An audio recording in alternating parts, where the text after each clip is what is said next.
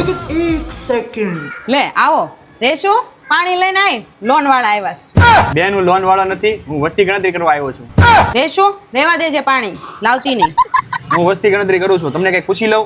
હા પૂછો. देख तू તમારો જન્મ ક્યાં થયો હતો? દવાખાનામાં. અરે મારો કહેવાનો મતલબ એમ નથી, તમારો કયા ગામમાં જન્મ થયો હતો? મારો ગામમાં જન્મ નહોતો થયો, શહેરમાં છો તો. અચ્છા, તો તમે ગામમાં નહોતા રહેતા અને શહેરમાં રહેતા હતા, એવું છે એમ और ને? अभी तो रुको નહીં નહીં હું શહેરમાં નહોતી રહેતી, હું નાનપણથી ગામમાં જ રહેતી હતી. તમે હમણાં કીધું ને મારો શહેરમાં જન્મ થયો છે. ના ના એ જન્મ છો ને એ હોસ્પિટલ શહેરમાં હતી. અરે એ બધું મૂકો, તમારા ઘરમાં કેટલા વ્યક્તિ છે? અમારા ઘરમાં 7 વ્યક્તિ છે. અચ્છા, તો હું 7 લખી નાખું છું. નહીં નહીં નહીં નહીં 7 નહીં લખતા, 6 જ લખજો. કેમ? કાલ મારા બેનના લગ્ન છે એટલે એ વહી જશે એટલે 6 જણા થાવ.